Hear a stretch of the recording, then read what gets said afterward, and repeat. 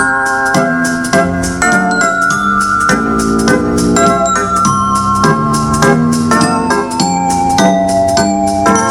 Heinemann TOEFL Preparation Course by M. Kathleen Mankey and Carolyn B. Duffy. Copyright 1995. Cassette 1, Side A. In a moment, you are going to hear an introductory statement by the 6 people who recorded this material. The purpose of this introduction is to give you an opportunity to adjust your recording equipment and to familiarize yourself with the speakers' voices before you begin working. Now listen carefully to the statement by each of the speakers whom you will hear on the Heinemann TOEFL Preparation Course cassettes. The concert is scheduled to begin at 8 p.m. Will all members of the audience please take their seats at this time so that there are no delays? Thank you. The concert is scheduled to begin at 8 p.m. Will all members of the audience please take their seats at this time so that there are no delays? Thank you. The concert is scheduled to begin at 8 p.m. Will all members of the audience please take their seats at this time so that there are no delays? Thank you. The concert is scheduled to begin at 8 p.m. Will all members of the audience please take their seats at this time so that there are no delays? Thank you. The concert is scheduled to begin at 8 p.m. Will all members of the audience please take their seats at this time so that there are no delays? Thank you. The concert is scheduled to begin at 8 p.m. Will all members of the audience please take their seats at this time so that there are no delays? Thank you. Diagnostic TOEFL test.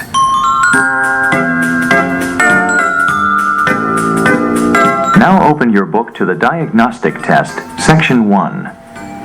Read the directions for Section 1 in your book as you listen to the directions on this recording. Do not read ahead or turn the pages while the instructions for each part are being read. Diagnostic TOEFL test, Section 1. Listening Comprehension. In this section of the test, you will have an opportunity to demonstrate your ability to understand conversations and talks in English. There are 3 parts to this section, with special directions for each part. Answer all the questions on the basis of what is stated or implied by the speakers in this test. Do not take notes or write in your test book at any time. Do not turn the pages until you are told to do so. Part A. Directions. In Part A, you will hear short conversations between 2 people. After each conversation, you will hear a question about the conversation. The conversations and questions will not be repeated. After you hear a question, read the 4 possible answers in your test book and choose the best answer. Then on your answer sheet, find the number of the question and fill in the space that corresponds to the letter of the answer you have chosen. Here is an example. On the recording, you hear, "What's the weather been like there this winter?" About the same as last. What does the woman mean? In your test book, you read, A. At last winter is almost over. B. She doesn't like winter weather very much. C.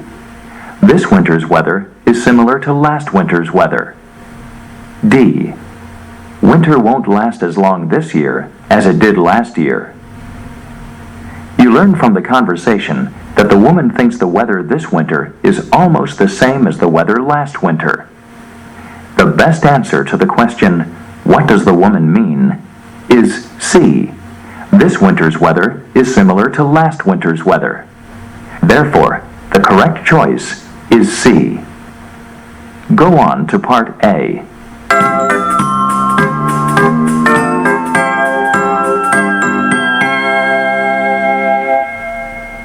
Now we will begin Part A with the first conversation. Number 1. Pat decided not to work this summer after all. I was afraid of that. What does the woman mean?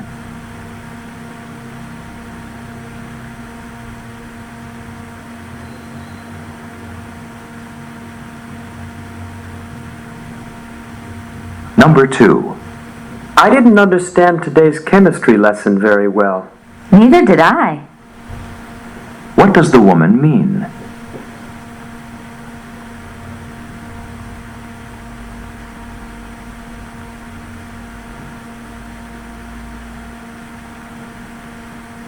Number 3. How do you like the soup? Kind of thick, isn't it? What does the man say about the soup?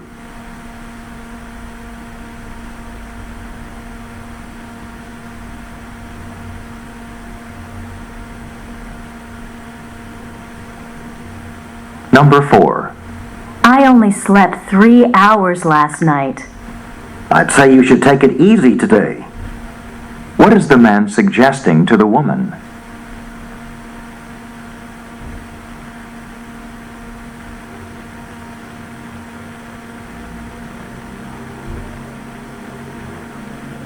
Number 5. Where can I have this tire fixed? Isn't there a service station nearby? What does the man imply?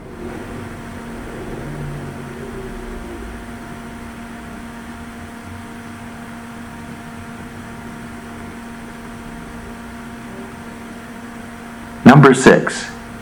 Would you like me to turn on the lights? I can see just fine, thanks. What does the man imply?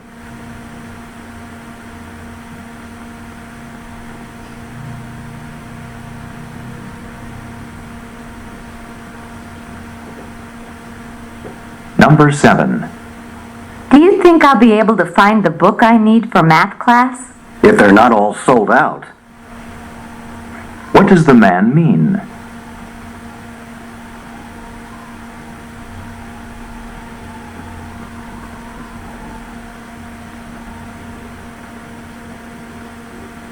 Number 8.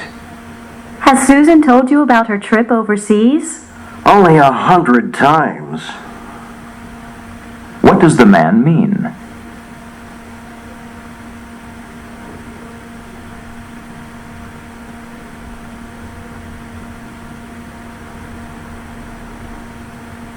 Number 9. What should I do with this pile of books? Oh, just leave them on the circulation desk and we'll shelve them in the morning. What are the speakers doing?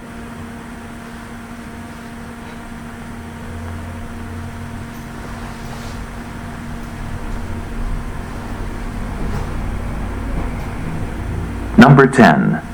Do you think Mr. Grant will give Ben a raise? Not on your life. What does the woman mean?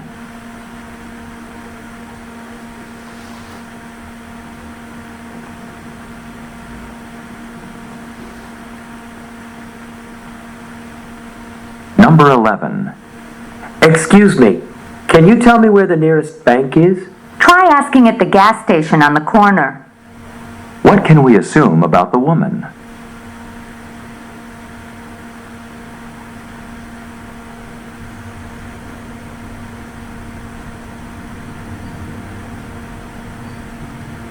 Number 12. The new cabinets came in today. Oh, so you did send for them after all. What had the woman assumed?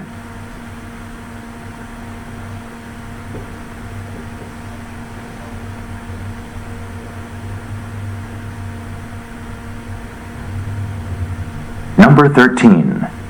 This movie has the best plot of any I've seen in years. Too bad the same can't be said of the acting. What does the woman mean?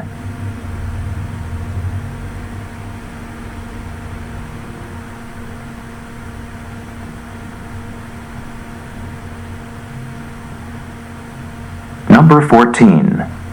If the rain doesn't stop soon, we could be in for some flooding. I'll say, What does the woman mean?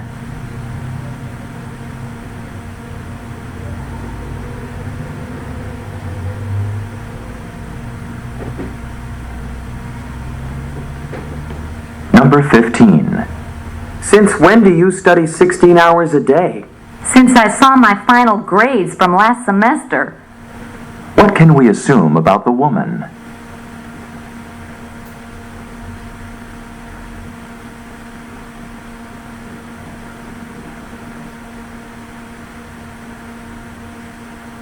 Number 16.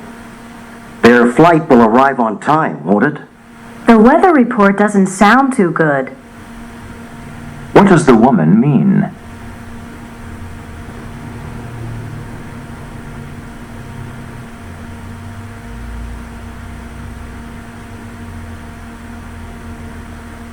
Number 17. Good news! I bought us tickets to the jazz concert on Wednesday night. Oh no, not that one. What does the man mean?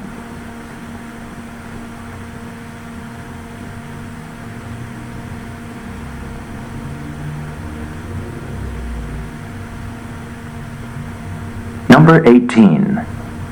George sure seems excited about playing on the basketball team.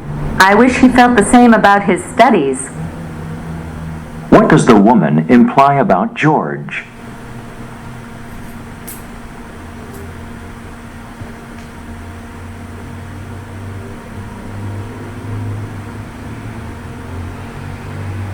Number 19. Would you mind taking a picture of me with my parents? Where do you want to stand?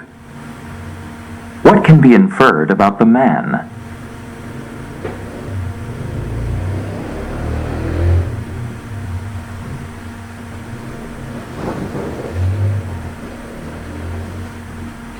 Number 20.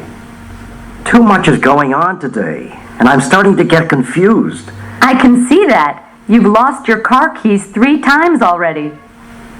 What does the woman mean?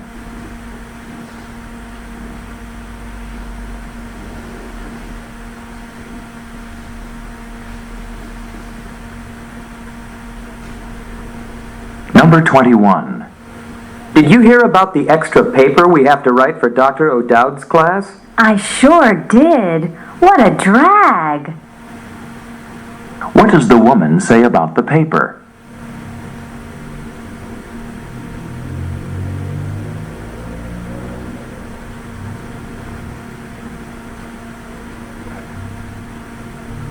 Number 22.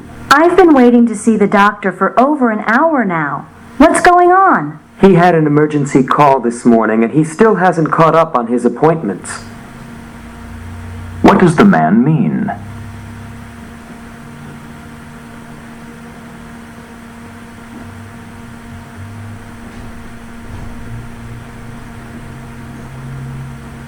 Number 23.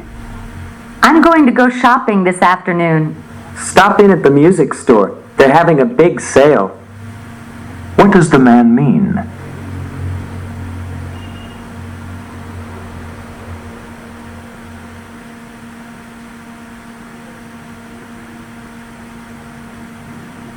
Number 24. Shall we order a pizza, or do you want to go out and get something? Let's go try that new restaurant near the campus. What do both women want to do?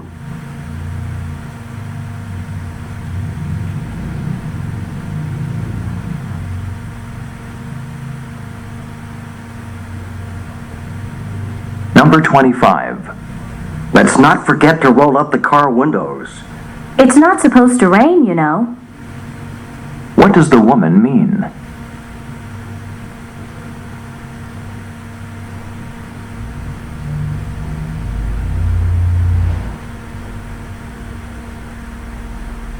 Number 26.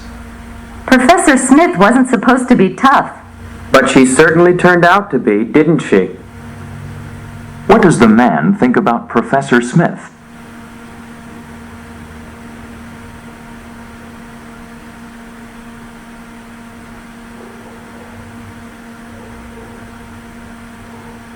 Number 27. I can't remember how long our final paper is supposed to be. 25 pages, but the professor said not to worry if it's a little shorter than that. What did the professor tell the students?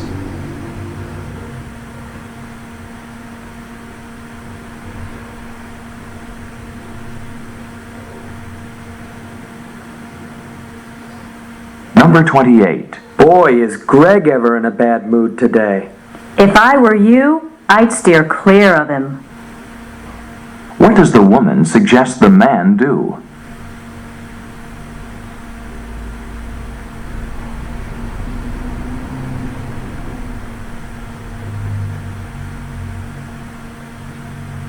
Number 29. What was the graduation ceremony like?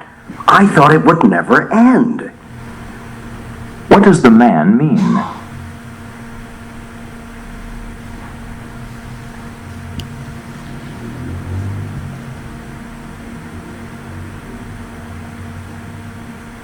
Number 30. Do you think Mary would like some more coffee? Well, her cup is empty. What does the woman imply about Mary?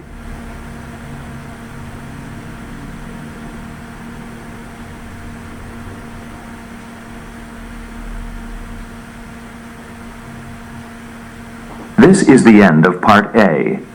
Go on to Part B.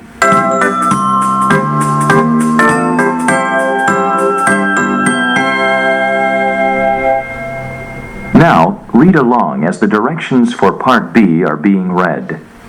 Remember, you should not read ahead or turn the pages while the directions for this part are being read.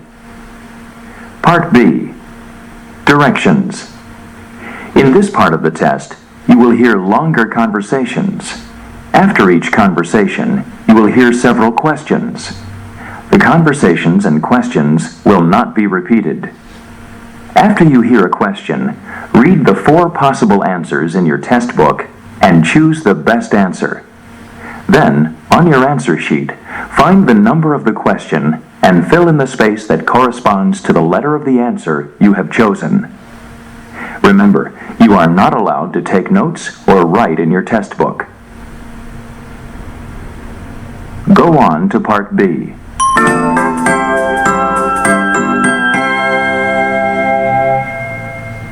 Now we will begin Part B with the first conversation.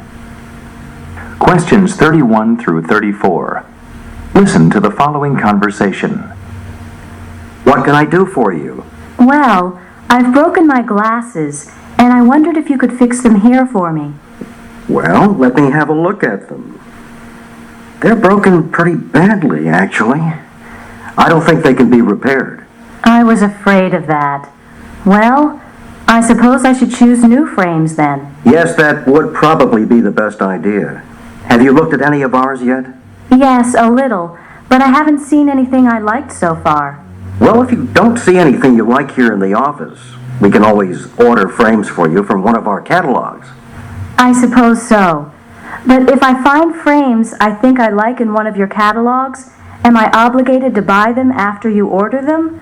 I mean, what if I don't like them once I actually try them on? That's no problem. If you aren't satisfied with the frames we order, we just send them back to the company we ordered from, and you can try again. Okay, well, let's have a look. Number 31. Where does this conversation take place?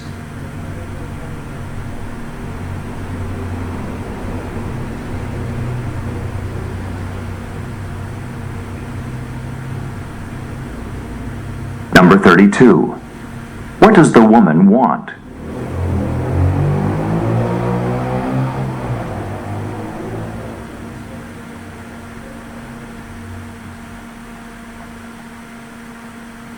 Number 33. What does the man advise the woman to do?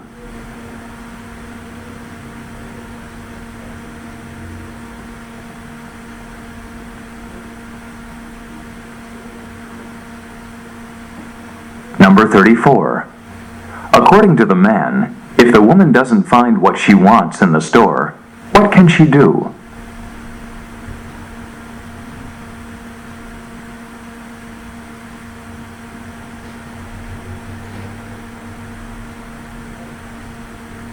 Questions 35 through 37.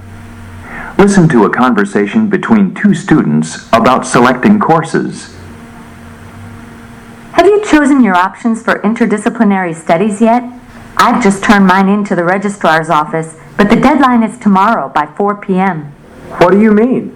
I've already pre-registered for that course. We did it together, remember?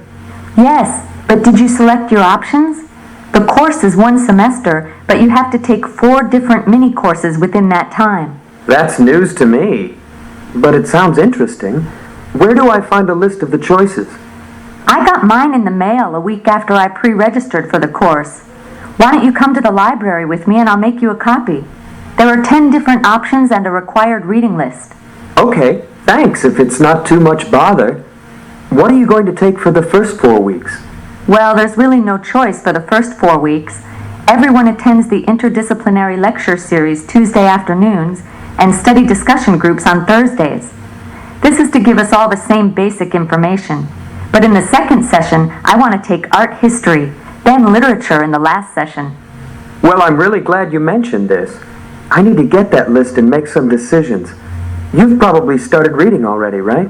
As a matter of fact, that's why I'm on my way to the library. Number 35. How does the man react when he first hears about the deadline?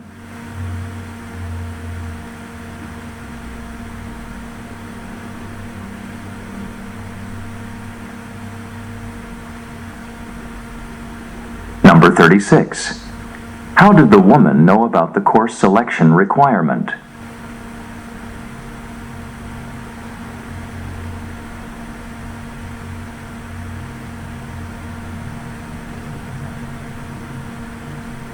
Number 37. What will the two people probably do next?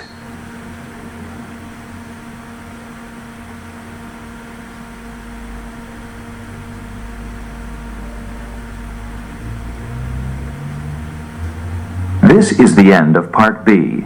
Go on to Part C.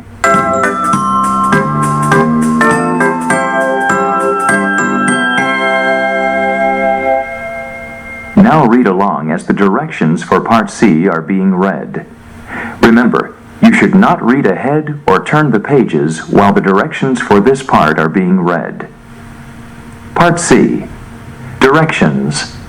In this part of the test, you will hear several short talks. After each talk, you will hear some questions. The talks and the questions will not be repeated. After you hear a question, read the 4 possible answers in your test book and choose the best answer. Then on your answer sheet, find the number of the question and fill in the space that corresponds to the letter of the answer you have chosen. Here is an example. On the recording, you hear, "Listen to an instructor talk to his class about bumblebees." The familiar black and yellow bumblebee is often found in fields of red clover. It is the only bee with a tongue long enough to fertilize this plant, so it is impossible to raise red clover where there are no bumblebees. Like the queen wasp, the queen bee is the only member of her colony that lives through the winter. She starts a new colony in her underground nest every spring by laying from 400 to 1,000 eggs in wax cells or combs. Bumblebees also produce honey.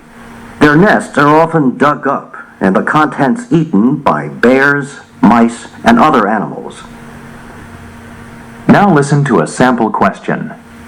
Why is it impossible to raise red clover where there are no bumblebees? In your test book, you read, A. Only bumblebees can fertilize red clover plants. B. Bumblebees protect red clover from plant-eating insects. C. Bumblebees bring water to red clover plants on their tongues. D. Bumblebees keep mice and other animals away from red clover plants. The best answer to the question, why is it impossible to raise red clover where there are no bumblebees, is A. Only bumblebees can fertilize red clover plants. Therefore, the correct choice is A. Now listen to another sample question. According to the speaker, in what way are the queen wasp and the queen bee similar? In your test book, you read, A. They both make honey. B. They both build combs. C. Both of them are found in underground nests. D. They both live through the winter. The best answer to the question, according to the speaker, in what way are the queen wasp and the queen bee similar, is D. They both live through the winter. Therefore, the correct choice is D. Remember, you are not allowed to take notes or write in your test book. Go on to Part C.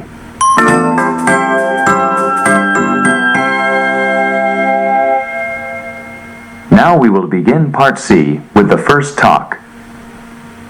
Questions 38 through 42. Listen to a talk given by the leader of a hiking club.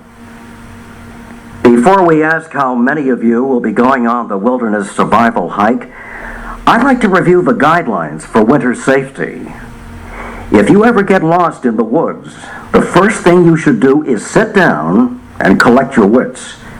Make a camp and prepare a signal, and wait for rescue to come to you. Once you are situated, there are other things you can do to cope while stranded in the wilderness. First of all, try to locate a source of water. You can go a month, if necessary, without food, but only about 7 days without a drink. Anytime your lips feel dry, you need water. However, never eat snow to quench your thirst. It will counter dehydration, but in melting the snow, your body loses precious heat, and the deadly effects of hypothermia are accelerated. You can fight hypothermia in other ways too. Even if the temperature is in the 50s, uncontrolled loss of body heat can be fatal. Cover your head and thus reduce your heat loss by half. Dress as warmly and with as many layers as possible. Get out of the wind and stay dry. Keep active, but avoid perspiring. Water conducts heat away from your body 240 times faster than air does.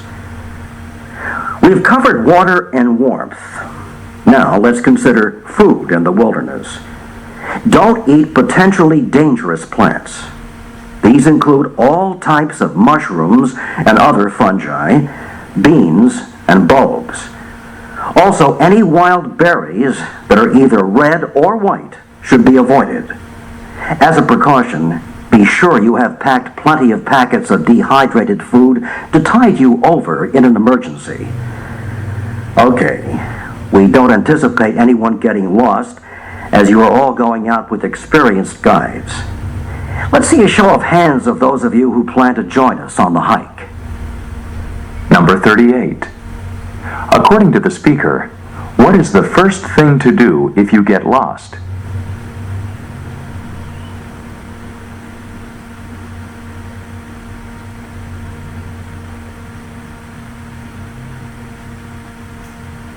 Number 39.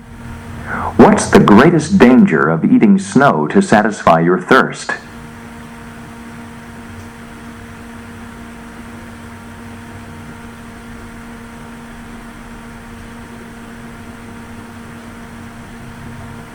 Number 40. According to the speaker, what is the best way to reduce body heat loss by half?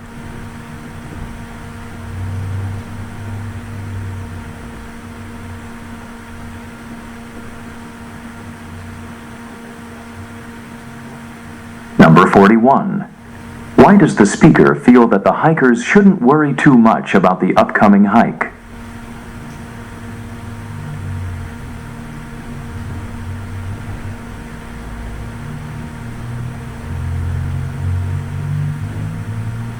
Number 42. How will the speaker know who wants to join the hike?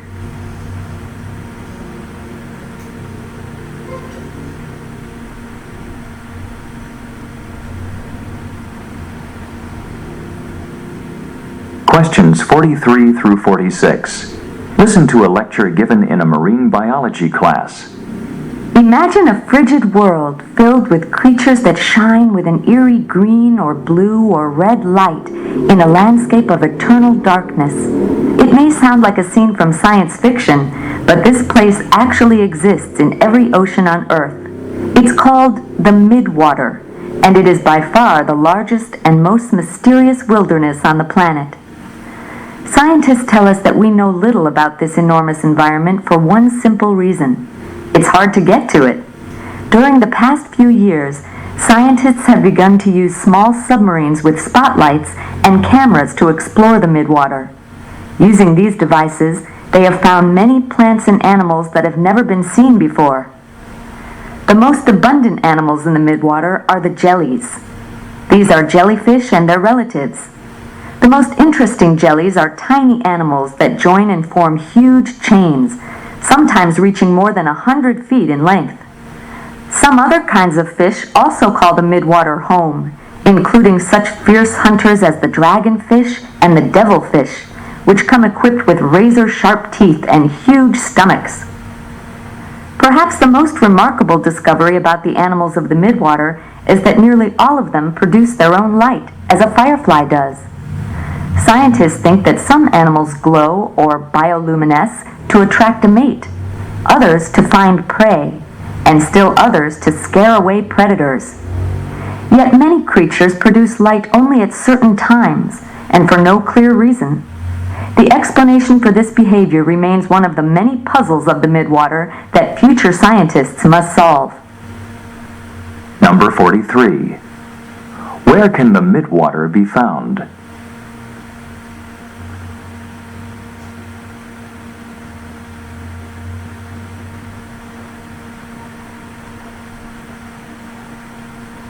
Number 44. According to the speaker, why are the small jellies interesting?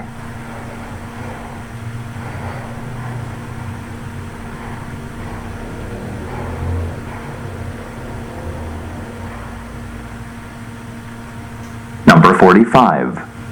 According to the speaker, why do we know so little about the midwater?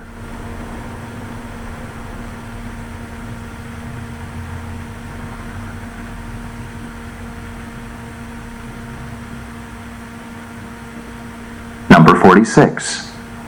According to the speaker, what is one characteristic of midwater animals that is not yet completely explained?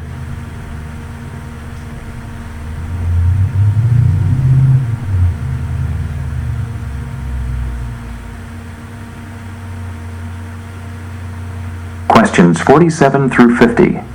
Listen to a science professor talk about gold.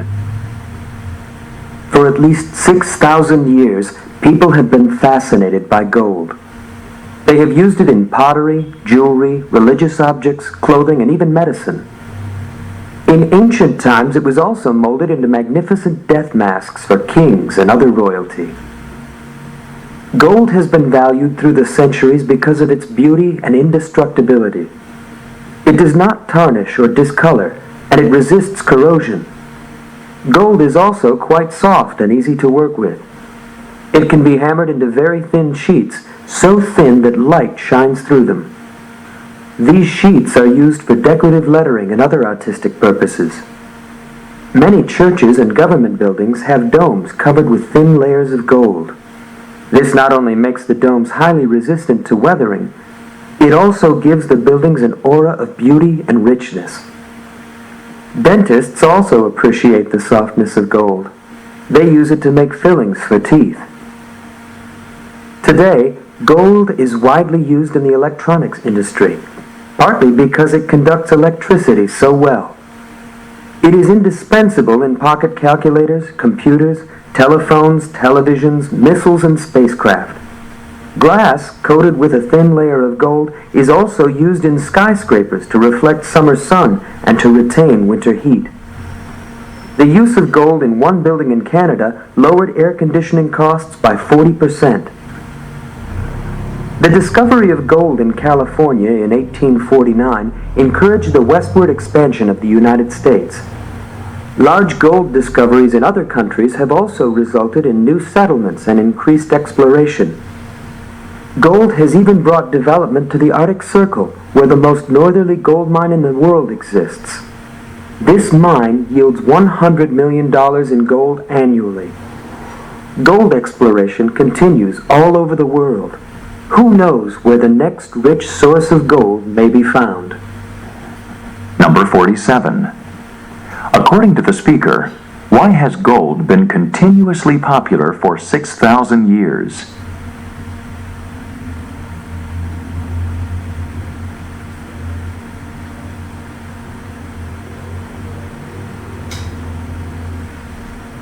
Number 48. Why does the softness of gold make it so useful?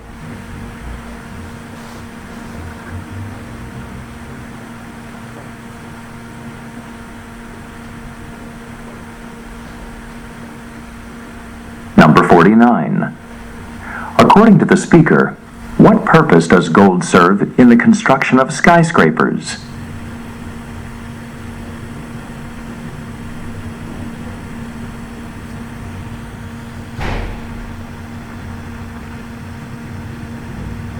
Number 50. According to the speaker, what often happens to an area after gold is discovered? This is the end of Section 1 of the Diagnostic TOEFL test.